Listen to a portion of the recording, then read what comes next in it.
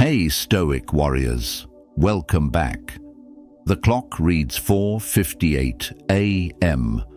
Your eyes snap open 2 minutes before the alarm, not because you're anxious, because something ancient inside you has awakened, something your ancestors knew when they rose with their swords, before battle. Something Marcus Aurelius felt when he opened his eyes to rule an empire of 50 million souls. Your breath fogs in the cold morning air. Good.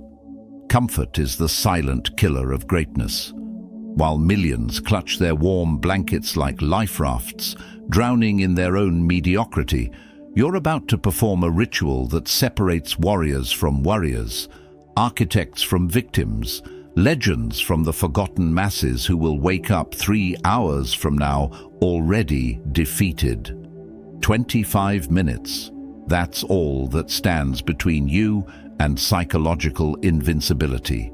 Not the fake kind you see on social media, the real kind that made Cato the Younger walk barefoot through Rome streets in winter, training his mind to embrace what others fled from. The kind that helped James Stockdale survive 7 years of torture in Vietnam using pure Stoic philosophy. Listen closely. That sound you hear? That's not your heartbeat. That's the drums of war against your lesser self. Every morning, 2 versions of you wake up in that bed. One whispers excuses, bargains for 5 more minutes, lists reasons why today isn't the day to change. The other, the one listening to these words, knows that empires aren't built at convenient times. Excellence doesn't knock politely. It demands entry at ungodly hours when champions separate themselves from casualties. Marcus Aurelius wrote in his tent during the Germanic Wars, "At dawn, when you have trouble getting out of bed, tell yourself, I have to go to work as a human being. What do I have to complain of if I'm going to do what I was born for, the things I was brought into the world to do?" These weren't pretty words for philosophy students. These were battle instructions written in blood and wisdom, meant for mornings when death was more likely than dinner. Feel that resistance in your chest right now, that tightness. That's fear recognizing its executioner. Because once you master these 25 minutes, once you forge your mind in the furnace of morning discipline, you become ungovernable, unshakable, unstoppable. Your spouse sleeping beside you has no idea they're lying next to tomorrow's titan. Your children don't know their parent is about to transform into someone who bends reality to their will. Your competitors are still dreaming while you're about to download the psychological software that built Rome, conquered nations, and turned slaves into philosophers. Before we begin this metamorphosis, cement your commitment. Smash that like button like you're demolishing your old self. Subscribe and hit the bell like you're ringing the alarm on your potential. And whatever happens, don't you dare skip a single second. Every word is a chisel stroke sculpting your new identity. Carve this declaration into the comments. I wake before the sun to become someone the darkness fears. Now let's get into it. Number 1. The predator's first thought. Silence. Pure primal silence at 5 a.m. This is when predators think and prey sleep. Which one are you? Don't answer with words. Your morning ritual already betrayed you. But that changes now. Seneca commanded Rome's wealth, advised emperors, and shaped civilization. Yet every morning he practiced poverty. Cold floors, hard bread, simple water. Why? He whispered to himself, "Set aside a certain number of days, during which you shall be content with the scantiest and cheapest fare, with coarse and rough dress, saying to yourself the while, 'Is this the condition that I feared?' Tomorrow morning, when consciousness first strikes, don't reach for comfort. Reach for conquest. The first thought, that virgin moment of awareness, determines whether you hunt or hide. The Stoics called this the hegemonikon, the ruling faculty of your mind. It's the captain of your soul, and every morning it either takes command or abandons ship. Watch what happens when you weaponize that first thought. Instead of, "I have to get up," you declare, "The universe conspired for billions of years to create this exact moment for my transformation." Feel the electricity in those words. That's not motivation. That's metaphysical mathematics. You're calculating your worth not in hours slept, but in dragons slain before breakfast.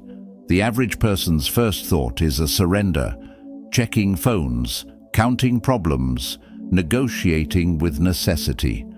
Your first thought becomes a battle cry that shakes the foundations of fate itself. You don't hope for a good day. You architect it with the precision of a Roman engineer building aqueducts that would last millennia. Epictetus, who wore chains on his ankles as a slave, discovered freedom in his morning thoughts. No one can hurt you without your permission. Every dawn he chose invincibility before his master could choose his tasks. He conquered empires in his mind before touching earth with crippled legs. Tomorrow, in that razor-thin moment between sleep and consciousness, you'll plant a flag in your psyche that reads, "This mind is sovereign territory." Circumstances are visitors here, not residents. You'll breathe like a dragon waking in its cave, knowing that fear itself fears your morning ritual. The world wants you weak in the morning, malleable, manageable. But you're about to join an ancient brotherhood of morning warriors who understood that empires rise and fall in the space between pillow and floor. Your first thought isn't just a thought. It's a declaration of war against everything trying to make you ordinary. Number 2. The Mirror Covenant at Dawn. Steam rises from your bathroom mirror at 5:15 a.m. Wipe it clean. Now stare into those eyes, staring back. Not a casual glance, a confrontation. This is where cowards crumble and conquerors are crowned. That reflection isn't your friend. It's your jury, judge, and executioner. Marcus Aurelius stood before his mirror each dawn in his military tent, surrounded by maps of unconquered territories, and spoke to his reflection. "You are an old man. Stop allowing yourself to be a slave, to be jerked like a puppet by every impulse." The Emperor of Rome, the most powerful human on earth, declaring war on his own weakness, while others were still lost in dreams. Tomorrow morning, you'll perform the Mirror Covenant, a blood oath without blood, a promise that pierces deeper than any blade. Lock eyes with yourself and speak these words like you're testifying at your own trial. "I see you.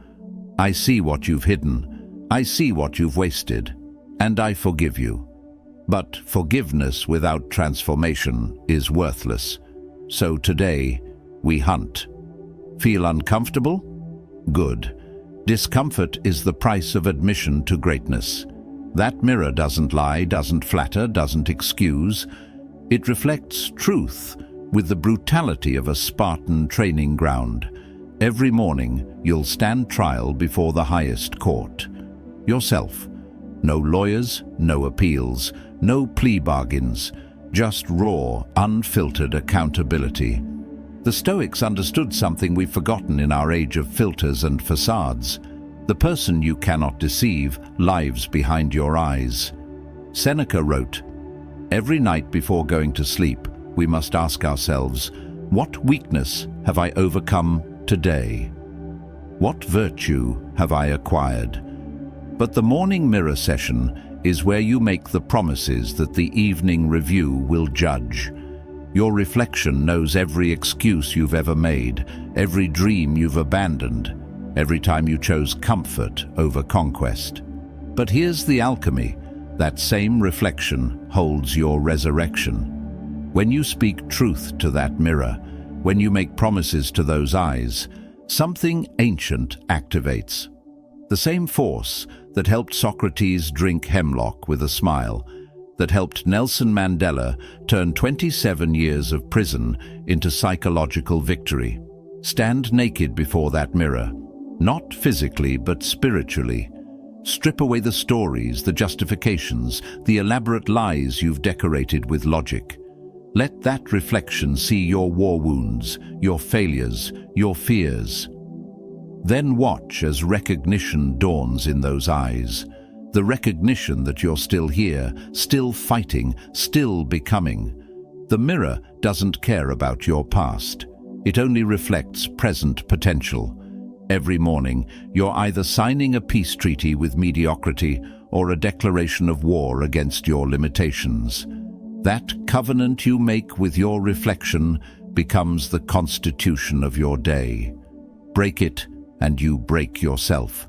Honor it, and you honor the gods of possibility that live in your bones. Number 3. The cold baptism of kings. 5:20 a.m. The shower handle waits like a loaded weapon. Turn it all the way to cold.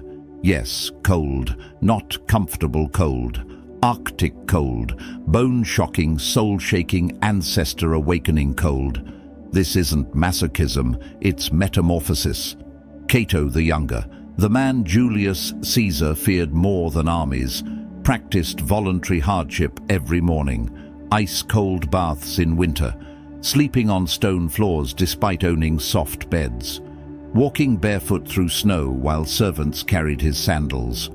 When asked why, he replied, "I am training the body to obey the mind, not the other way around. That cold water hitting your skin tomorrow morning, that's not temperature, that's truth. Every nerve screaming, every instinct begging for warmth, and you standing there like a statue of defiance. This is where you discover who really controls this vessel of flesh and bone.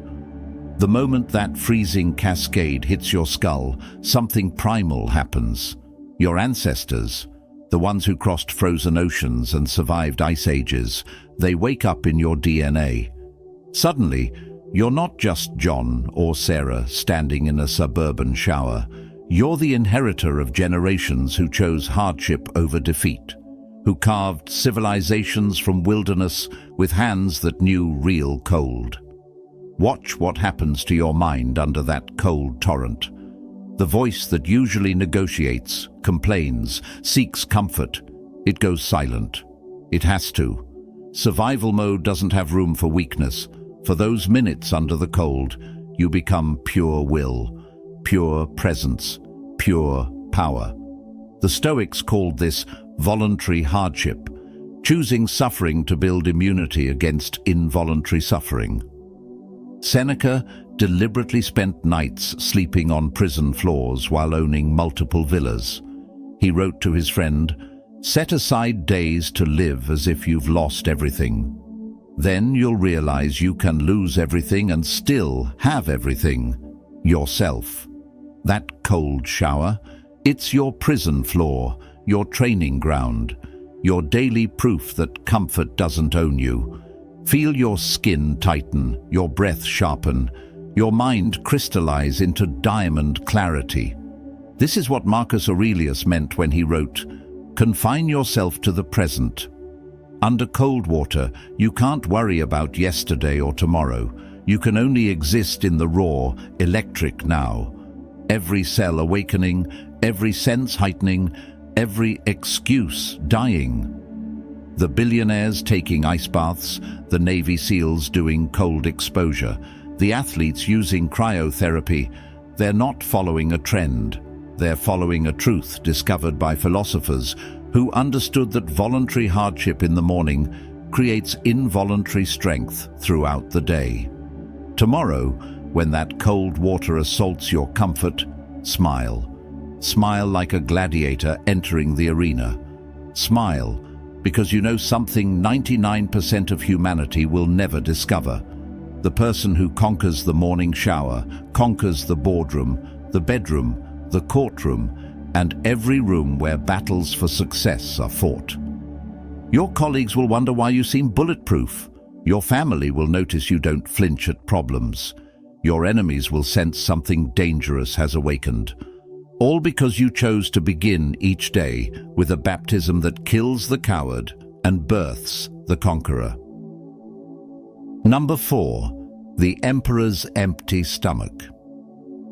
5:25 a.m. Your stomach growls like a caged beast. Perfect. Let it roar. Let it rage. While the weak rush to silence their hunger with processed comfort. You're about to discover why Marcus Aurelius ruled the known world on an empty stomach until noon. Fasting isn't starvation, it's sovereignty. Every hunger pang is your body begging for its drug, and every time you deny it, you become the emperor of your own flesh. The Stoics knew something we've buried under breakfast propaganda. A full stomach makes a dull mind. A hungry warrior thinks like lightning, moves like water, strikes like thunder. Tomorrow morning, when that familiar hunger claws at your ribs, don't feed it food. Feed it this thought. My ancestors hunted on empty stomachs. They conquered continents between meals. They built pyramids, crossed deserts, and wrote philosophies while their bellies touched their spines. You're not hungry. You're historically connected to every human who chose greatness over glucose. Seneca fasted regularly despite having wealth to feast daily. He wrote, "Every sensation when indulged becomes a master. When controlled, it becomes a servant." That morning hunger? It's not pain, it's power. Every minute you withstand it, you're depositing strength into an account that pays dividends in discipline. Feel that hollow sensation in your core? That's not emptiness, that's space for excellence. While others stuff themselves into stupidity, you're sharpening into a blade. The Japanese samurai called it hara hachibu, eating until 80% full. But the morning warriors take it further. 0% becomes 100% mental clarity. Your brain on morning fasting becomes a supercomputer. Ketones flood your neurons. Mental fog evaporates. Suddenly, problems that seemed impossible at dinner become simple at dawn. This isn't mysticism, it's metabolism. Your body, deprived of easy energy, taps into reserves of brilliance you didn't know existed. Watch your co-workers after their heavy breakfasts, sluggish, sleepy, already needing coffee to combat their own consumption. Meanwhile, you're operating on pure life force, powered by will instead of waffles. They're digesting while you're progressing. They're processing food while you're processing reality at quantum speed. The oracle at Delphi operated on empty stomachs. Einstein forgot to eat during his greatest discoveries. Tesla fasted to enhance his visions. They understood what Epictetus taught. Wealth consists not in having great possessions, but in having few wants. When you master morning hunger, you master the illusion of need itself. Tomorrow at 5:25 a.m., when hunger whispers its seductive promises, respond with this: I am not empty. I am unladen. I am not starving. I am sharpening. This hunger isn't my enemy, it's my edge. Let your stomach growl while your spirit roars. Let your body fast while your mind feasts on its own clarity. Immortalize this power in the comments. My hunger feeds my greatness. Number 5. The Death Meditation Sunrise. 5:30 a.m. Step outside, face east. Watch darkness die and light resurrect. This isn't just sunrise, this is your daily funeral and rebirth. While others scroll through phones, you're about to perform the most powerful Stoic practice ever conceived. Memento mori. Remember you must die. Marcus Aurelius wrote in his Dawn Journal, "Think of yourself as dead. You have lived your life. Now take what's left and live it properly. These weren't morbid thoughts from a depressed emperor. These were liberation codes from a man who understood that contemplating death is the only way to truly taste life. Tomorrow morning, as that first ray of light breaks the horizon, close your eyes and feel this truth. Somewhere on this planet, someone your exact age just took their last breath. Someone with your dreams, your plans, your certainties about tomorrow, gone. Their morning routine permanently cancelled. Their potential forever potential. Now open your eyes. You're still here, still breathing, still becoming. But for how long?